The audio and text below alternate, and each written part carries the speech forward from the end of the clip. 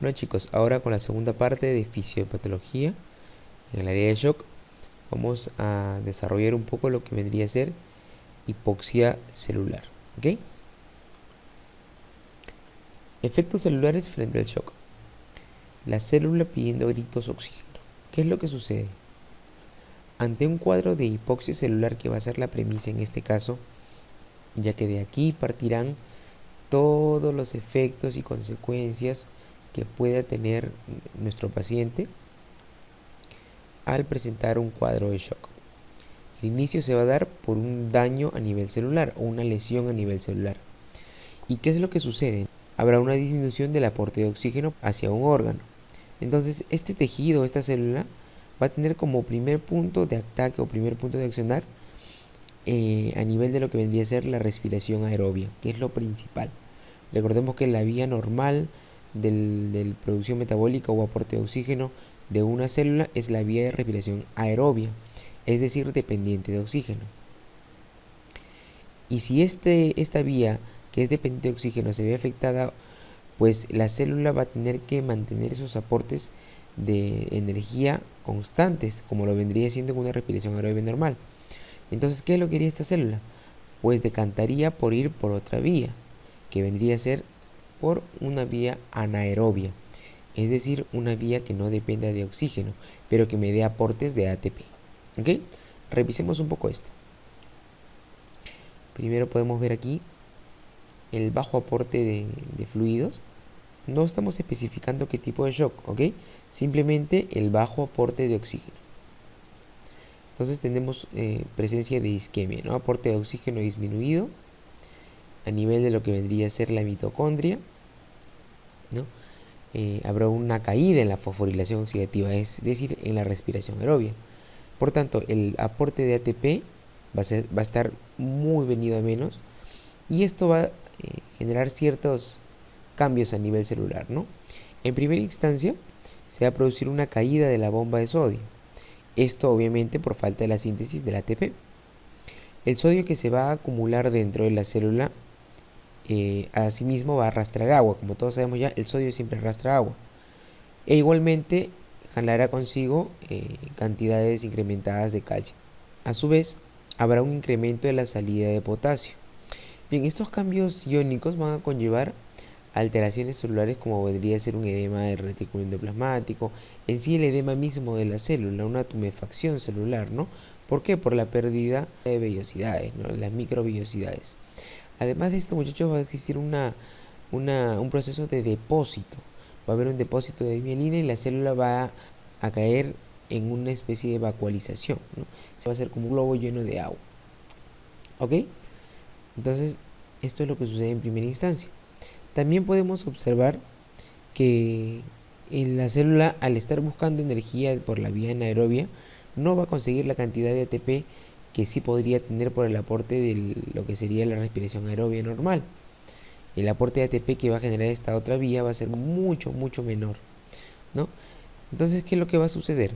Al darse cuenta que hay una disminución de aporte de ATP, los depósitos de glucógeno que tenemos van a ser utilizados, por tanto se va a degradar.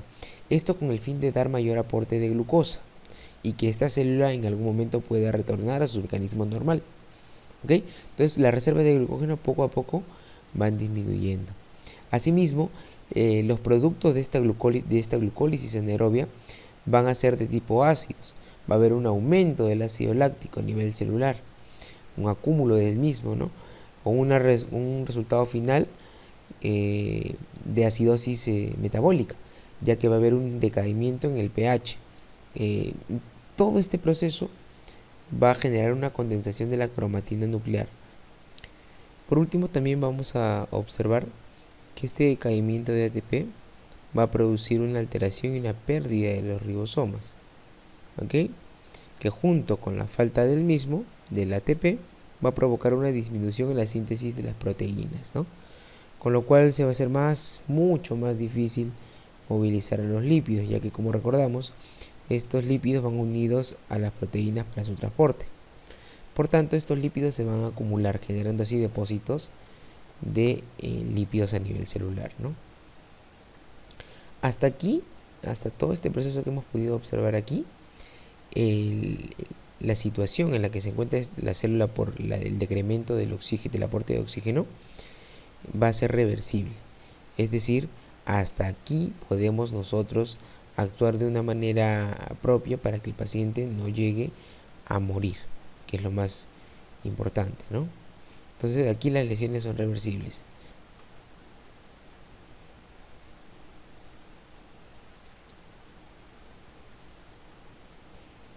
Entonces, a nivel de lo que es la disfunción mitocondrial, vamos a poder observar que habrá un incremento, como ya mencionábamos, del aporte de calcio citosólico, ¿no? Y especies reactivas de oxígeno, EROS, que ya lo veremos en su momento también.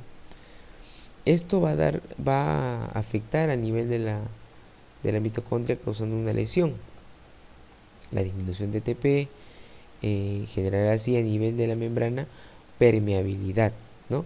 Será mucho más permeable al tránsito de partículas internas hacia el citosol. Por tanto, esto condicionará una pérdida del potencial de membrana y una incapacidad de producir ATP. Es como un círculo vicioso, ¿no? Disminuye el ATP, afecta mi mitocondria y esta no va a producir el ATP necesario para que sea el aporte energético sea llevado a cabo. Esto condicionará a una necrosis. A partir de ese punto en adelante, estaríamos hablando de una lesión celular de tipo irreversible.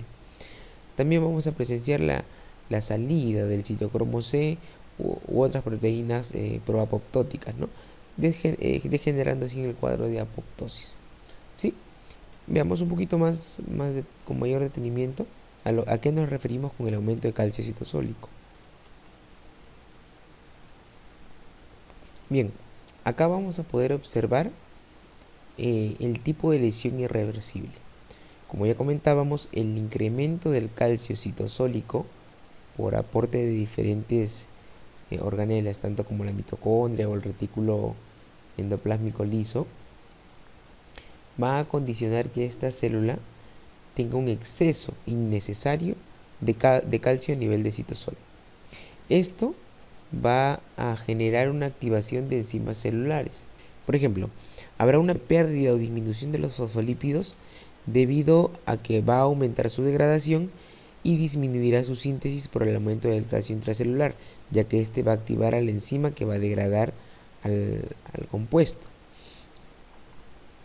También se producirá una pérdida, una alteración a nivel del citoesqueleto. Todo esto producido por proteasas lisosomiales.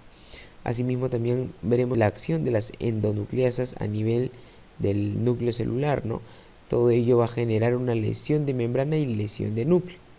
Por otro lado, la ATPasa actuará de manera sinérgica con el decremento del aporte energético de ATP, disminuyéndolo más del nivel en el que se encuentra, ¿no? También podemos observar que este calcio intramitocondrial incrementado, ¿no? Va a aumentar la transición de la permeabilidad mitocondrial, lo que ya habíamos comentado hace un momento. Igual aportando sinérgicamente la disminución de ATPs, ¿no?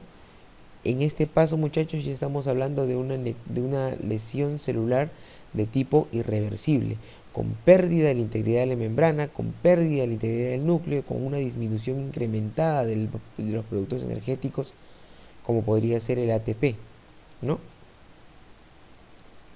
Por otro lado, también veremos qué sucede en algunos casos particulares, como por ejemplo, si estamos hablando de un caso de hipovolemia, en el caso de que se restablezca el aporte de oxígeno de manera brusca. A esto se le va a conocer como reperfusión.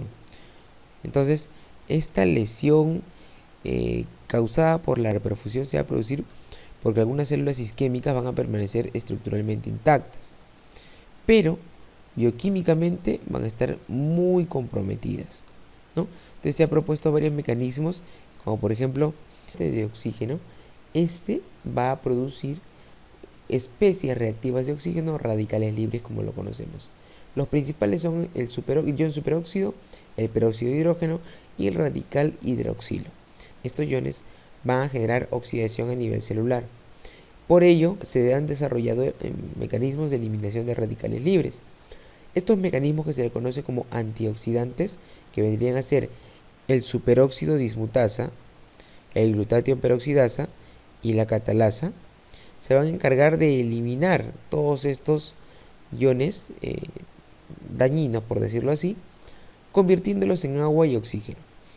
El superóxido dismutasa a nivel mitocondrial va a convertir al ion superóxido en peróxido de hidrógeno, que a su vez se va a convertir en agua y oxígeno. Al igual que el glutatión peroxidasa actúa a nivel de lo que es el radical hidroxilo, generando agua y oxígeno, y la catalasa de la misma manera en los peroxisomas va a convertir al peróxido de hidrógeno en agua y oxígeno. Esta es la manera como la célula elimina los radicales libres para que ellos no generen lesiones a nivel de la misma. Sin embargo, estos eros van a tener efectos patológicos a nivel de la lesión y muerte celular. Por tanto, lo que vamos a ver es que los ácidos grasos se van a oxidar, generando de esta forma peroxidasas de lípidos, ¿no? Los cuales van a dañar o van a romper la membrana celular y también de las organelas, ¿no? A nivel de proteínas, al oxidarse esta proteína va a haber una pérdida de la actividad enzimática, ya no van a haber enzimas, por tanto va a haber un plegamiento normal. Y a nivel del ADN vamos a ver que esta oxidación generará mutaciones y roturas, ¿no? Todo ello desencadenando una sucesión de lesiones a nivel de célula, ¿no? En el caso de que haya una lesión por reperfusión o una inflamación, va a acrecentar más el daño celular, estos radicales libres, ¿no? Esto es una hipótesis que se ha planteado en el caso que se dé una reperfusión brusca. Hay que recordar que la lesión isquémica se va a acompañar de producción de citocinas, o sea, va a entrar en un cuadro de inflamación, va a haber un aumento de la expresión de moléculas de adhesión. Esto va a resultar en un reclutamiento de leucocitos polimorfonucleares, ¿no? Los cuales se van a ir o se van a dirigir hacia el tejido reperfundido, que vendría a ser este tejido reoxigenado. Esta inflamación consecuente va a producir una lesión adicional, es decir, se va a incrementar el proceso de lesión celular. Es por ello que es muy importante tener en cuenta la condición de reperfusión.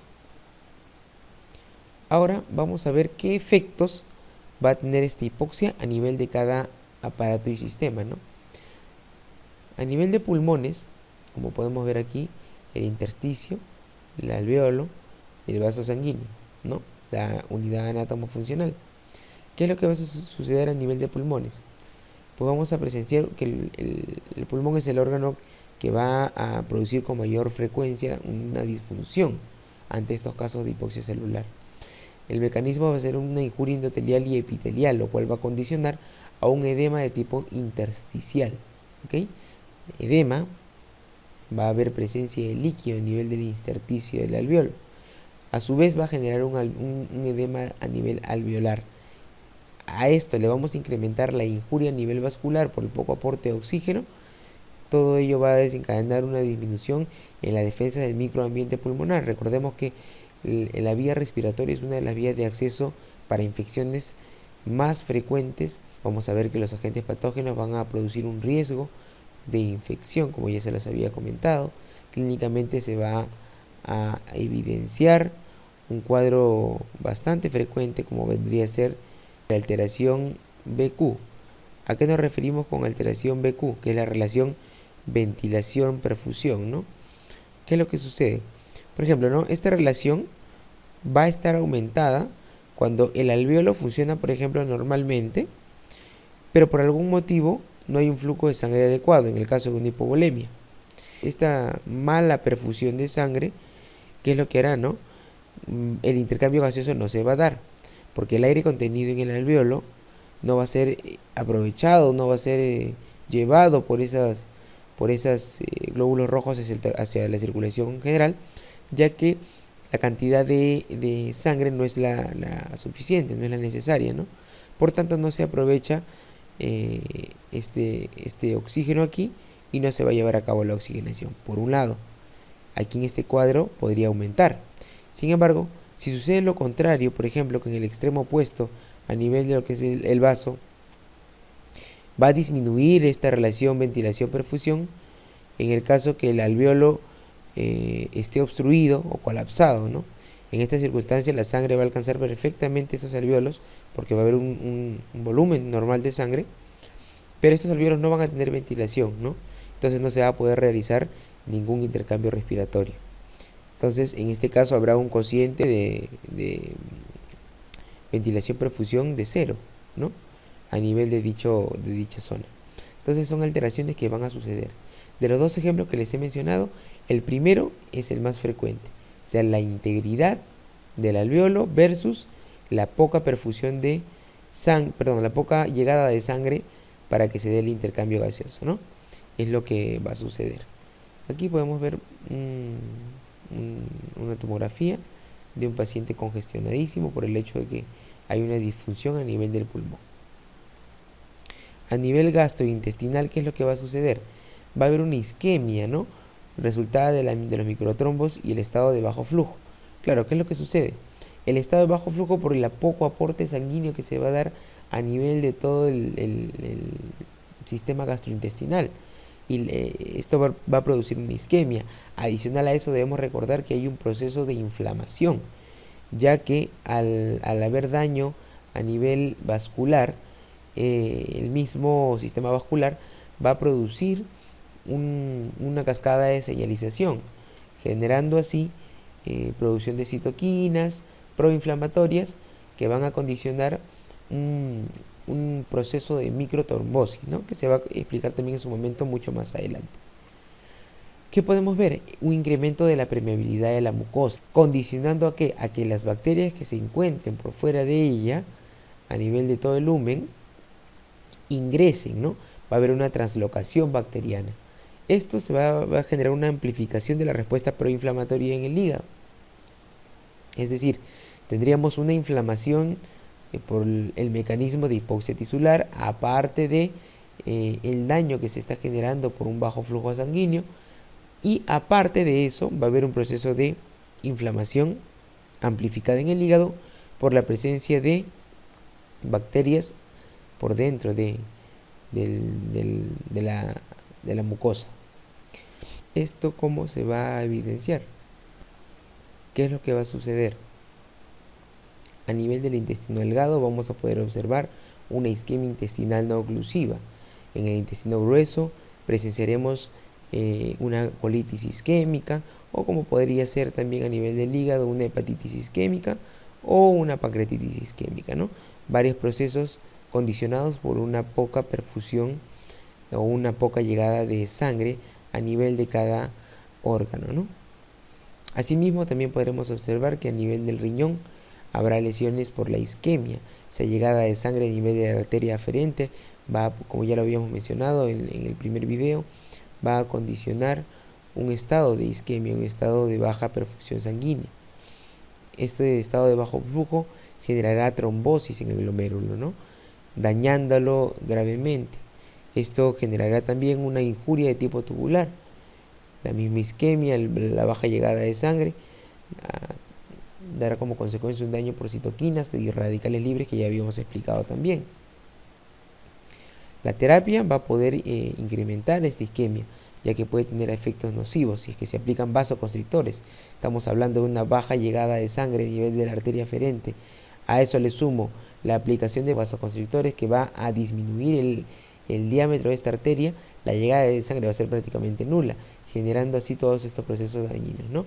O algún antibiótico que se pueda aplicar también que sea nefrotóxico y que dañe a nuestro riñón, ¿no?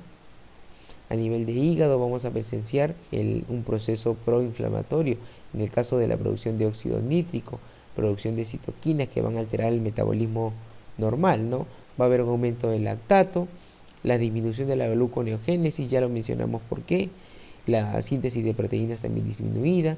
Estas citoquinas liberadas por las células de Kupffer van a amplificar la respuesta inflamatoria, podrían desencadenar una síndrome de respuesta inflamatoria sistémica o sepsis, un cuadro muy grave para el paciente, que muy pocos pacientes pueden salir, se necesita una terapia bastante dedicada para que el paciente pueda salir de ese cuadro, una reducción del flujo sanguíneo que podría desencadenar en una isquemia también, la injuria celular aguda, transaminitis, va a haber un aporte incrementado de transaminasas a nivel sanguíneo, hiperbilirrubinemia, un incremento de bilirrubina a nivel sanguíneo que va a producir también daños que en su momento se van a mencionar. Corazón y vasos sanguíneos a nivel de la bomba, ¿qué es lo que va a suceder? Va a haber problemas a nivel de la vasculatura, ya que va a haber un aporte sanguíneo disminuido, va a haber una permeabilidad vascular incrementada, podría condicionar un cuadro de vasodilatación con una resistencia vascular periférica disminuida, ¿no? La función cardíaca también se va a ver afectada, va a haber una taquicardia compensatoria. Podremos ver que va a haber una variación de la resistencia vascular sistémica y un aumento total de la frecuencia cardíaca. Esto en mecanismos compensatorios, ¿no? Para regular de esta manera el gasto cardíaco. También vamos a ver las citoquinas, que el efecto que pueden tener ellas con el óxido nítrico van a disminuir la función sistólica. El óxido nítrico potente vasodilatador, citoquinas en un proceso proinflamatorio, todo esto va a conllevar a una vasodilatación, una disminución de la función sistólica y una relajación a nivel diastólico. Entonces el gasto cardíaco puede estar alterado o variable y esto va a depender del tipo y el momento del shock, ¿no? Un dato también importante, que va a haber una variación, una saturación venosa mixta, ¿no? Una alteración de la utilización de oxígeno, ¿no? Que es bastante importante tenerlo en cuenta. A nivel hematológico, a nivel de los elementos formes de la sangre, ¿no? El consumo va a haber un consumo de plaquetas, lo cual va a condicionar una disminución. Ese parámetro que tenemos de 150.000 plaquetas se va a ver disminuido, venido a menos. Un consumo de fibrinógeno, una proteína bastante importante, también va a estar disminuida. Todo ello puede resultar en una coagulación intravascular diseminada, ¿no? Vamos a ver a nuestro paciente con petequias, con manchas purpúricas, ¿no? A nivel de toda la piel, generalizado. Como vamos a poder ver, va a haber una disminución de la cantidad de plaquetas. Aquí también podemos verlo en estas láminas, ¿no? A nivel del sistema nervioso central, va a haber una disrupción de la barrera hematoencefálica, va a haber una exposición de este sistema nervioso central a las catecolaminas. Estas van a condicionar una vasoconstricción cerebral. Recordamos que las catecolaminas producidas a nivel de la glándula suprarrenal van a generar vasoconstricción, y esto a nivel del cerebro es bastante preocupante, porque como ustedes pueden recordar que el cerebro no puede tener una disminución del flujo sanguíneo. Va a haber un edema microvascular por el aporte de oxígeno disminuido, ¿no? Estos efectos sobre las neuronas condicionarán una liberación de serotonina y una disminución de la transmisión noradrenérgica, ¿no? Condicionando así un estado de encefalopatía, que al final, si esto no se regula, si no se toman las medidas adecuadas para reponer ese paciente que está en shock, puede condicionar un estado de muerte neuronal y el paciente puede quedar en estado vegetal, ¿no? Y bueno, no podemos ampliar mucho porque tenemos que desarrollar el tema shock, pero también a nivel gastrointestinal, como ya lo habíamos mencionado, va a condicionar una pancreatitis, una inflamación, una colecistitis acalculosa, que ya también lo habíamos mencionado, a nivel adrenal, una insuficiencia adrenal relativa, sistema nervioso periférico, nos podría desarrollar una neuropatía o una miopatía, ¿no? Bien, muchachos, hasta el momento es la segunda parte del video. A continuación vendremos con el tema de shock, su definición, sus tipos. Tómense un break y continuamos.